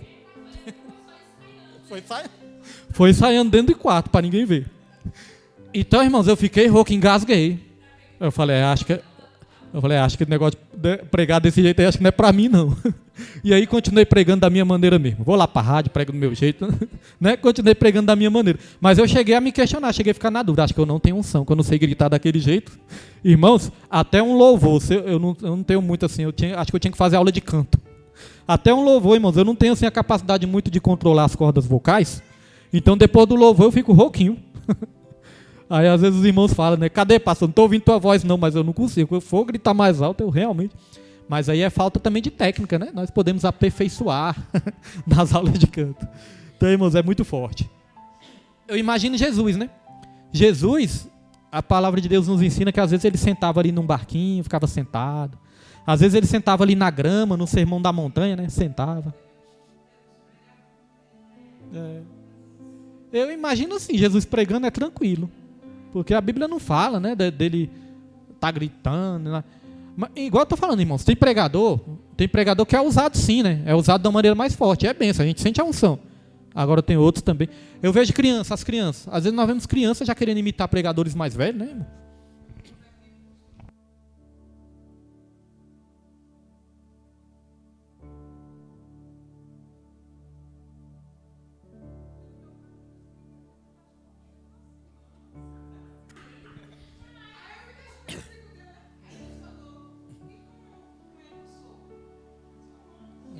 E humilde de coração. E uma coisa é importante, irmão, falar isso, porque a Bíblia fala da multiforme sabedoria de Deus, ou seja, várias formas, né? Fala da multiforme graça também de Deus. E já observou que Deus ele usa cada um com as suas características? E eu costumo dizer, irmãos, todos são importantes na igreja. Aquele que é mais calmo é importante e aquele que é mais nervoso é importante também. Porque tem hora, irmãos, que a calma vai resolver. Mas tem hora que não vai resolver também, não. Teve uma vez que eu estava pensando, irmãos, tá? Nós já fizemos muito evangelismo, né, e tudo. Eu falei, rapaz, se fosse todo mundo manso dentro da igreja, o diabo ia entrar e ia fazer a festa. Tem hora que tem que ter uma autoridade assim para, né, dar aquele impacto assim mesmo. Irmãos, Deus sabe o que faz. A Bíblia mostra na palavra de Deus, né? Fala que João, ele era o apóstolo do amor, foi revestido do poder. Mas teve uma época lá que ele estava querendo tocar fogo em Samaria. Mas é para tocar fogo lá e tudo. E fala que Pedro tinha mais intrepidez. O apóstolo Paulo perseguia os crentes. Mas tudo isso depois Deus usou. Deus trouxe o equilíbrio. Deus trouxe o fruto do Espírito, né, para dar o equilíbrio ali para a pessoa. Tudo aquilo que está em excesso nas nossas vidas, Deus ele vai ali podando. Deus ele vai equilibrando. E aquilo que está nos faltando, Deus ele vai nos dando. Porque às vezes nós temos algo em excesso, mas às vezes nós temos algo faltando também, né? Então o Espírito Santo ele faz isso, ele traz o equilíbrio para tudo. E todos são importantes, irmãos. Todos são importantes. Nós não podemos ser todo mundo igual na igreja, né? Todo mundo é importante e um não exclui o outro. Tópico 3, para encerrarmos, irmãos. Tópico 3. Um modelo pentecostal para a igreja de nossos dias. O revestimento de poder do alto. Pedro ensina que essa promessa está em vigor para todos os salvos, em todas as épocas. A experiência pode ocorrer junto ou após a regeneração. Ressalta-se que no Pentecostes os discípulos já tinham o Espírito Santo. Todo salvo, irmãos, ó, isso é muito importante. Ó. Ressalta-se que no Pentecostes os discípulos eles já tinham o Espírito Santo. Viu, irmãos? Eles não receberam o Espírito Santo foi em Pentecostes, não, eles já tinham. Eles receberam foi o revestimento de poder. É porque também, outro exemplo aqui, né, da minha conversão, foi que quando eu era novo convertido, certa vez eu ouvi isso. Tinha acabado de me converter, não tinha tido quase experiência nenhuma com Deus. Aí eu ouvi assim, ó, não, para a pessoa ter o Espírito Santo, ela tem que ser batizada com o Espírito Santo. Falei, e agora? Então eu não tenho o Espírito Santo, não. Eu achava que eu não tinha, irmãos, porque eu ouvi isso, e é um ensino errado. Irmã Rita. E nós vamos provar na Bíblia, viu, irmãos? Nós vamos provar na Bíblia.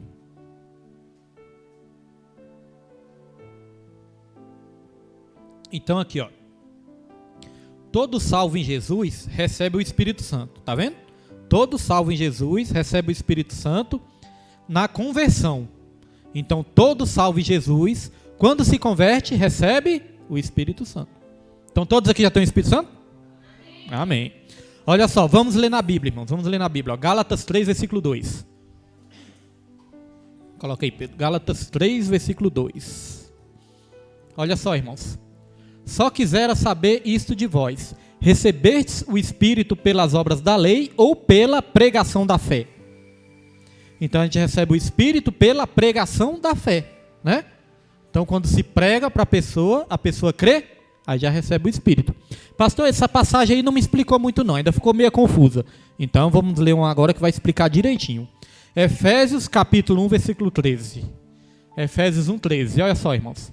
Em quem também vós estáis, depois que ouvistes a palavra da verdade, o evangelho da vossa salvação, e tendo nele também crido, fostes selados com o Espírito Santo da promessa. Então olha a sequência aqui. As pessoas ouvem o evangelho, depois crê no evangelho, e depois que crê no evangelho, ela é o quê? Selada com o Espírito Santo. É importante dizer uma coisa, o batismo com o Espírito Santo não salva, mas o selo do Espírito Santo salva, irmãos. A Bíblia fala, né, que o selo do Espírito Santo é o penhor da herança até o resgate da propriedade. Vai falar no versículo 14. Então, irmãos, quem tem o selo do Espírito Santo é como se fosse um penhor. É igual se a gente for buscar, a gente quiser dinheiro no banco, né? Quero dinheiro no banco e não tenho como fazer um empréstimo. Eu não sei se hoje em dia os bancos trabalham assim ainda, mas antigamente, né, trabalhava dessa maneira. Tinha bancos que penhorava as coisas, né? Então, por exemplo, eu queria um dinheiro, aí não tinha como, não tinha margem, não tinha crédito, não tinha como contrair um empréstimo. Aí esse relógio aqui, né? Vamos supor que ele valia 50 mil reais. Quem dera, né, irmãos? Mas não vale, né? Mas vamos supor, esse relógio valia 50 mil reais. Aí eu chegava lá, empenhorava esse relógio, o gerente me dava o dinheiro. Então o relógio era o quê? A garantia. Então depois que eu fosse devolver o dinheiro para o banco, devolvi e pegava meu relógio de volta. Era a garantia, era o selo. O Espírito Santo, ele é esse penhor, irmãos. É a garantia que quando Jesus voltar para buscar a sua igreja, quem tiver esse selo, esse penhor, é propriedade de Jesus e Jesus vai pegar de volta, irmãos. Ele é esse penhor, ele é esse selo. Então, meus irmãos, quando nós cremos em Jesus, nós já recebemos o Espírito Santo. O revestimento de poder é uma capacitação a mais. Deu para entender, né?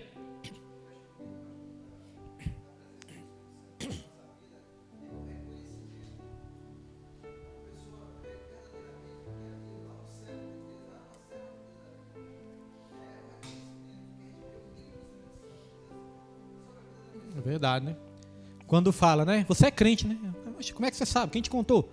Não, dá para perceber, né? Isso é bonito mesmo. É o brilho do Espírito Santo que diz, né, irmãos?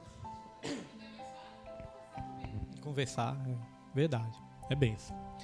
Porém, o batismo no Espírito Santo é algo distinto do novo nascimento. Significa o recebimento de poder espiritual para realizar a obra da expansão do Evangelho.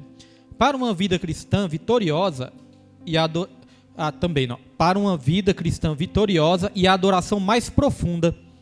Então, irmãos, é aquilo, né? Nós já adoramos a Deus, mas tem como a gente adorar de uma maneira mais profunda ainda, né? Quanto mais lugar nós damos para o Espírito Santo, mais a gente consegue adorar de uma forma mais espontânea. Aí aquele glória não vai sair um glória forçado, né? Porque às vezes, irmão, nós podemos forçar para dar um glória, né? Glória a Deus, aí a gente força. Mas, irmãos, quando o Espírito Santo nos preenche, não precisa nem forçar. A gente solta que a gente nem vê, ô glória! Não é, irmão? Porque a boca fala do que está cheio o coração. Uma maneira bem espontânea. E eu estava pensando sobre isso também, eu pensei, rapaz, a maneira de ser cheio do Espírito Santo, porque o enchimento do Espírito Santo é responsabilidade nossa. Jesus, ele já fez tudo que tinha para fazer.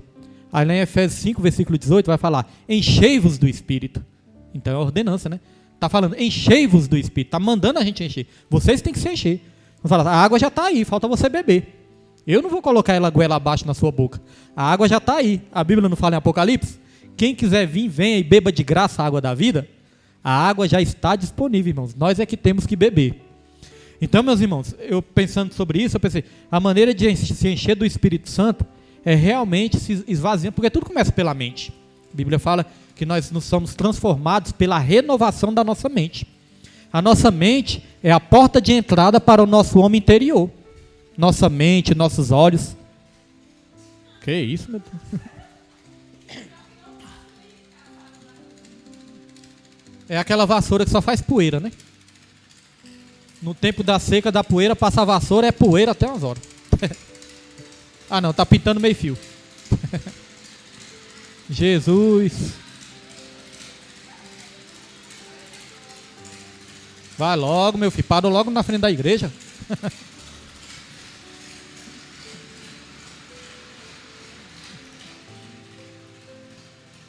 Deus abençoe, trabalhadores. Oi? Tá o quê? Nem eu sei que máquina é essa agora. Tem uma vassoura também que varre, né? Oi? É. Então, irmãos, já estamos encerrando, mas quando nós formos encerrar, nós vamos falar 7 segredos da igreja primitiva. 7 segredos da igreja primitiva que nós temos que buscar também, meus irmãos. Então, a maneira da gente se encher do Espírito Santo, irmãos, é esvaziar nossa mente de coisas ruins, de coisas pecaminosas, irmãos, e começar a nos concentrar só nas coisas boas. Porque quantas vezes, como eu falei, né, a gente está com a nossa mente ali contaminada, com raiva, chateado com alguma coisa. Então, irmãos, é esvaziar, dar lugar para o Espírito Santo, não ligar para os defeitos. Uma coisa que Deus tem nos ensinado muito aqui, né? A gente não ficar olhando o defeito um do outro. Se a gente olhar para o defeito, a gente perde a bênção, a gente fica seco, fica duro, perde o chamado, atrasa o chamado na nossa vida. A igreja é um hospital para doente mesmo, todos somos irmãos, todos somos carentes da misericórdia de Deus. É fechar os olhos e olhar só para Jesus, né, irmãos? Isso que é maravilhoso. Então nós vamos ser cheios do Espírito Santo, sim, em nome de Jesus. Porque você pode ser cheio um dia, né, mas no outro pode se esvaziar de novo. Então enchimento é todos os dias nós temos que buscar. Em vista disso, a exemplo dos primeiros cristãos, a igreja odierna, pastor, que é isso, pastor? Que palavra é essa? A igreja odierna deve buscar o revestimento de poder. Irmãos, eu também não sabia que palavra é essa. Eu nunca tinha visto ela na minha vida, essa palavra. Eu pensei até que tinha errado a revista. Não, essa revista deve estar errada. Odierna, o que é isso? Acho que queria dizer moderna, né? Mas, irmão, não sei se tem na revista de vocês. Tem um vocabulário na revista de vocês? Vocabulário? Odierna. É importante ler, viu? Porque as palavras que vocês não souberem na revista, aí vai ensinar. Ensina o que é advento, ensina o que é intrepidez, e lá embaixo vai ensinar o que é odierna. Olha só. Odierna é que existe ou ocorre atualmente, atual, moderno, dos dias de hoje. Então, odierna é isso, é os dias de hoje, né? É algo moderno, é algo atual. Ensina o que é efusão também, né? Porque efusão é algo imergir, né? Imergir algo. Aqui, ó, efusão, manifestação expansiva de sentimentos amistosos, de afeto, de alegria, sentido figurado. significa também uma imersão, né? Como se fosse imersão. Vamos lá, subtópico 2, as línguas como evidência inicial. A palavra glossolalia, de origem grega, indica que as línguas concedidas pelo Espírito podem ser humanas ou celestiais. Isso é importante também, antes de terminar, irmãos. As línguas que foram faladas lá em Pentecostes, irmãos, eram línguas humanas. Tinham pessoas de várias regiões ali que falavam outros idiomas. Então, os discípulos, eles falaram, é como se eu fosse capacitado para falar em francês. Nunca falei em francês, mas o Espírito Santo vem sobre mim e me capacita para falar em francês, para que se tiver um francês aqui, o francês entenda. Então deu para entender, né? Mandarim, japonês, inglês, foram essas línguas. Alguns entendem também que aconteceram, é igual eu falo, depende do entendimento e da interpretação de cada um. Não é isso aí isso aí não é o essencial, mas são interpretações diferentes. Alguns entendem que aconteceu 2 fenômenos. Da mesma maneira que o Espírito Santo capacitou os discípulos a falarem em outra língua, capacitou também as outras pessoas a entenderem em suas línguas maternas também, né? Então foi um fenômeno na língua e no ouvido de quem ouvia também. Alguns entendem assim. Mas isso não faz tanta importância. Agora o importante, irmãos, é entender que existem 2 tipos de línguas. Existem os idiomas humanos, que o Espírito Santo pode nos capacitar. Certa vez eu li um livro de uma brasileira que nunca tinha falado hebraico, e aí nesse dia ela precisou falar hebraico para evangelizar um judeu.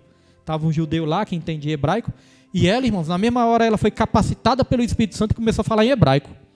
No mesmo dia esse judeu se converteu a Jesus, porque o judeu não acreditava em Jesus como Messias, né?